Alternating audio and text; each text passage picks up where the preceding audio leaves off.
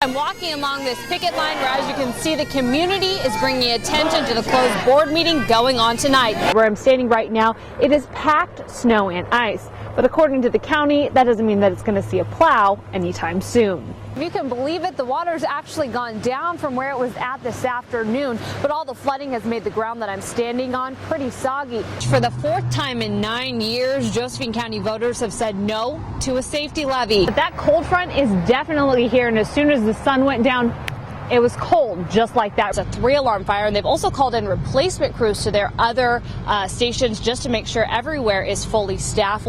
Taxpayers may have voted down the levy, but they could still end up paying more for public safety. Right? To get in there for an interview earlier this morning, I had to go through 2 separate security checkpoints. A few drops of precipitation coming down. It's very cold out here. As you can see, neighbors have already gotten started on their Christmas decorations. But before you do the same, you might want to look at how much it could cost you. Everything, just lift your feet when you're ready. And keep my hands on here. You can hold on there. All right, see you later. As you can hear, Little Butte Creek is splashing up over the banks tonight, but it's nothing compared to where it was this afternoon when it was covering the sidewalks and the pedestrian pathways here in Eagle Point. But meteorologists say even with all of the rainfall we're seeing, it's still not going to take us out of a drought. Downpours this weekend have Little Butte Creek running at max, but while the rains have swollen banks and covered sidewalks, they're still not doing enough to stop a drought. It didn't really help much with the snowpacks. John Lovegrove is a meteorologist with the National Weather Service, and he tracks our storms for a living. So, there was the front, and now it's passed off, so we're into this is just showers now. Which is good news for neighbors who track the weather by how high Little Butte Creek is in their backyard. Once it starts getting up to this tree right here, that's where I worry. But for those hoping this storm would put a damper on the drought, they're out of luck. Lovegrove says little snow this year means there is no long-term source of water for the dry months. With the snowpack, it slowly melts over several months and slowly recharges the aquifers and the groundwater and slowly releases the water into the rivers. Lovegrove says out of everywhere in our region, Southwest Oregon is in the best shape. At Lost Creek, employees say the rains have pushed the reservoir up past their target for this date, which puts some rivers and streams in good shape. However, in Siskiyou County, no snowpack means Northern California is still in a severe drought, and the outlook for this year's fire season isn't good. Especially if the fuels are widespread and very dry, then that's a prime condition for getting explosive fire growth. While we're in for a dry summer, it's been a wet few days. As you can see, the watermark left behind by Little Butte Creek when it pushed all the way up to the picnic tables. We have some breaking news right now. There are evacuations in Douglas County. Evacuees can go to the shelter at Glendale Elementary. It's located at 100 Pacific Avenue. Has pleaded not guilty to manslaughter in connection with the death of their 18-month-old. An investigation into the shooting of wild horses in Central Oregon has come up dry. The vigil will begin at 8. It is open to the public, but the family asked everyone to allow space. It is a story you will only see on News 10. For half a decade, horse slaughter has been illegal in the United States. But the law is not stopping American horses from being processed. News 10's Conrad shows us what that means for the horses in our region in this special report. For decades, animal advocates in the United States fought to get slaughterhouses shut down, hoping to stop what they believe is a cruel end to a horse's life. The memories of what happened at Oregon's Redmond plant are still hard to talk about for horse rescuers like Don Keene. They were taking them alive. They were just ripping the mother away from. It's pretty sad. In 2007, it was stopped, and the USDA funding to inspect horse processing plants was cut. But it hasn't halted the slaughter of American horses. The reason, plants in Canada and Mexico are still open for business and paying for meat. So now what we're working very hard to do is to shut down that export of live American horses for slaughter in those foreign countries. In fact, an estimated 100,000 American horses are slaughtered every year across our borders. Scott Beckstead with the Humane Society says horses suffer terribly when they are sold to a kill buyer.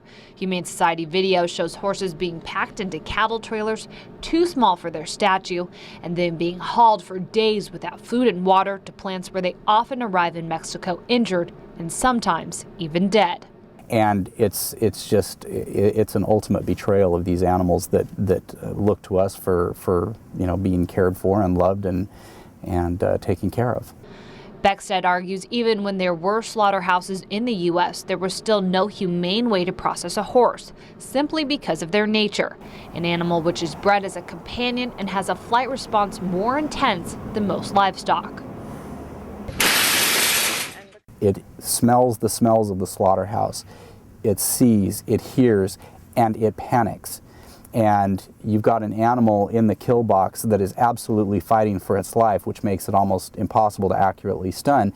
And so the USDA and others documented instances of horses being conscious while they're being, shackled and butchered. And that's just unacceptable. For many, this fate is inadmissible, which is why lobbyists are trying to get the SAFE Act passed. The legislation in front of Congress will put a permanent ban on slaughter and stop the export of U.S. horses for meat. A move not all animal advocates are in favor of. We made a mistake closing them down, and I never dreamed I'd ever hear myself say this, but we need them back. We need them monitored, we need them watched over so they're not abusive, but for our horses' sake, so they don't have to suffer. It's kind of logic.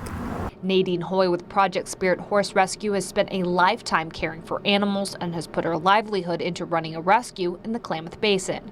In her opinion, reopening slaughterhouses in the U.S. would prevent the abusive transport to Mexico and give people a place to take unwanted horses. Well, the thing is, if you can't ship them off to slaughter, which they're trying to make that a law, but then where do they go? You've got thousands of horses every year. What do you do with them? If you cannot ship them off, you turn them loose or you starve them.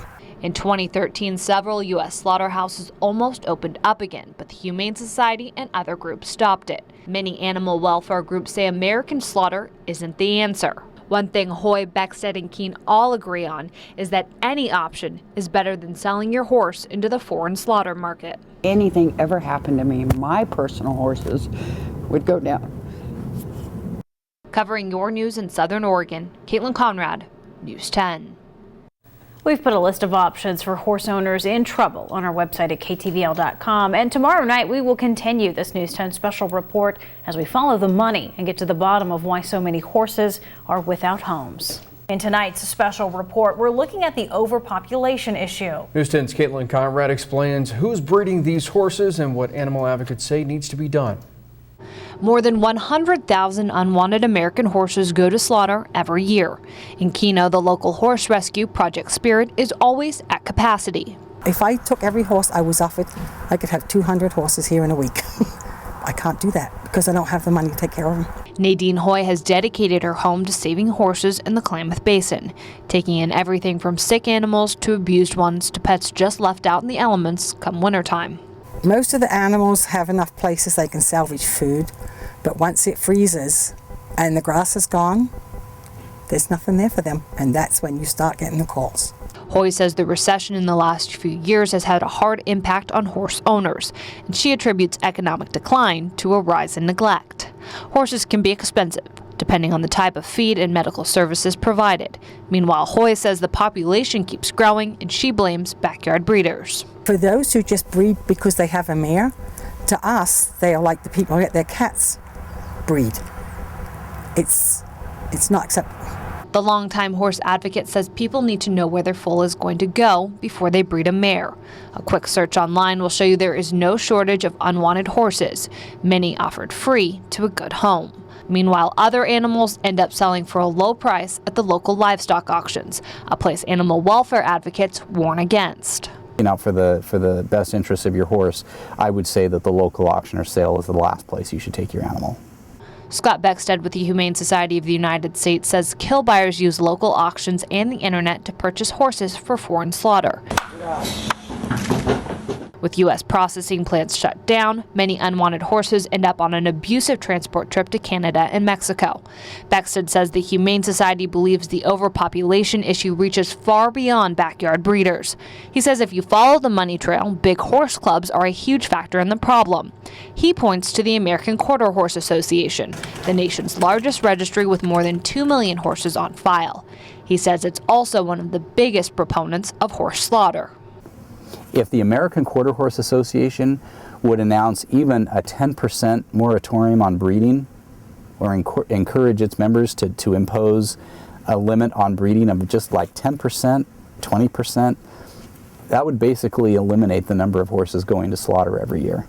Beckstead says this is because the Quarter Horse Association needs to keep an incentive for breeders to keep producing at high volume.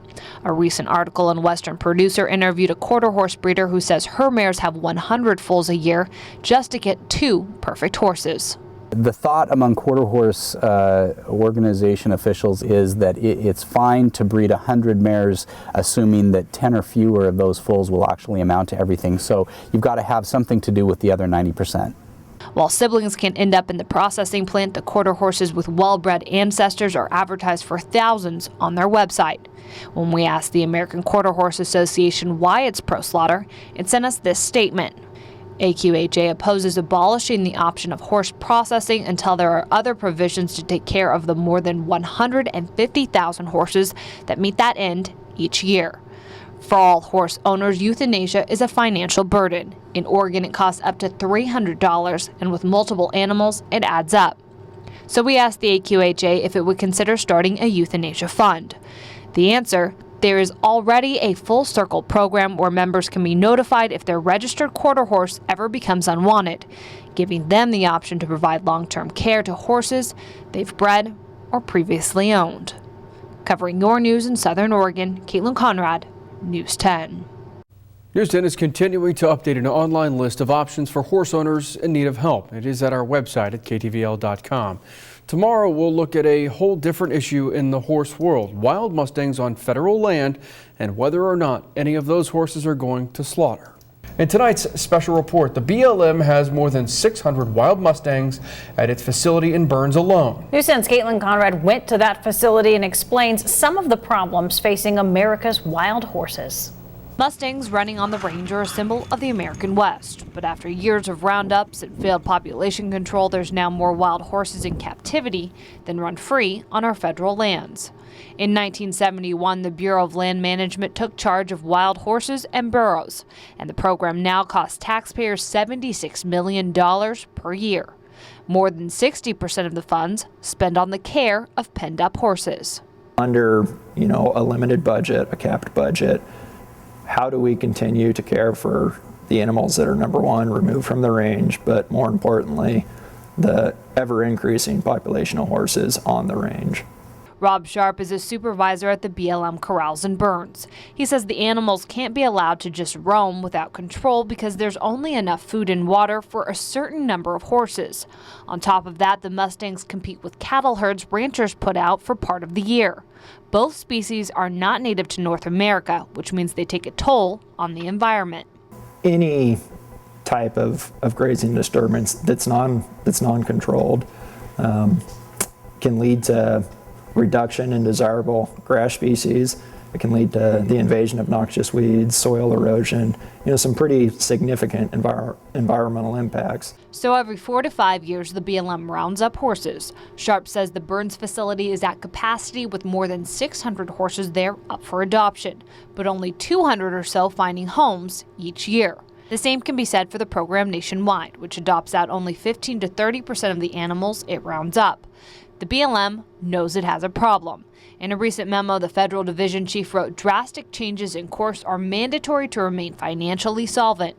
But just what the BLM can do as far as change is limited. One of the memo's suggestions is to euthanize suffering horses on the range. Another is to rapidly increase adoptions through the rehoming program. Anyone from the public can come out so long as they have adequate facility requirements. The BLM does check on these adopted animals for 1 year. They then become private property. The government also has an outright sale program that allows horses who've been passed up 3 times for adoption or are more than 10 years old to be sold directly to a buyer. But animal welfare groups worry about the fate of these mustangs. We know for a fact that federally protected horses are sent to slaughter every year. Denise Bulbo with American Wild Horse Preservation spoke to us via Skype. She says the problem is kill buyers pick them up directly or through auctions like any other unwanted horse. Livestock yards are supposed to contact the feds anytime a horse with a BLM brand comes through, And people who buy wild horses outright sign an agreement saying they won't use mustangs as commercial product or for slaughter. The misrepresentation of the intention of those animals, that is the punishable crime. However, that doesn't prevent BLM horses from being used for meat. In fact, at a 2011 horse summit, a pro-slaughter representative from Canada told crowds they do see mustangs at the processing plants. The law says that they can't go to slaughter. Notwithstanding that law, if they are transported across the border, they're Canadian horses. And we do see them in the plant. When we called Bill DeBeers last week, he explained when they see a Mustang at the slaughterhouse, authorities call the BLM. However, the horse welfare advocate who works with the Canadian Food Inspection Agency says the BLM has been unwilling to pay for transport back to the United States. DeBeers says once they cross the border, those Mustangs get processed. Here in the States, Bulbul worries the BLM may eventually begin supporting mass slaughter of the horses in holding. Well, we think the BLM's setting it up for a scenario where all these wild horses are going to get killed or sent to slaughter. However, what could be more likely is euthanasia. The Equine Welfare Alliance used a Freedom of Information Act to get this internal document from 2008. In it, the BLM discusses putting down healthy horses in holding. But American Wild Horse Preservation says this isn't the answer. The group argues too many animals are being unnecessarily removed from the range. The scientists came to the same conclusion that we've come to, that there is humane fertility control available today, namely PZP, that's what it's called, and that it should be implemented on a massive scale to suppress population growth. Sharp says even with the use of biannual horse birth control, the on-range population doubles every 5 years. Bulbul says part of this is because of the roundups. When the horses lose band members, they make up for the loss by having foals faster. The other part is that not every mare is rounded up and given PZP. In fact, budget figures show the BLM spends only 1% of its budget on fertility, something Sharp doesn't think works. One of the problems with those current available forms is just the requirement to gather and retreat either annually or every 2 years. Number one, it increases the cost, of the gather operation itself. Number two, it brings up humane issues. I mean, is it every time we gather, we expose these animals to some level of stress and risk to injury or mortality? However, he says they haven't given up on the fertility options. The BLM is starting pen trials on sterilization this spring. But activists say that's going a step too far. Covering your news in Eastern Oregon, Caitlin Conrad, News 10. If you've missed any of the segments in this 3-part series, you can watch them on our website. Just go to ktvl.com.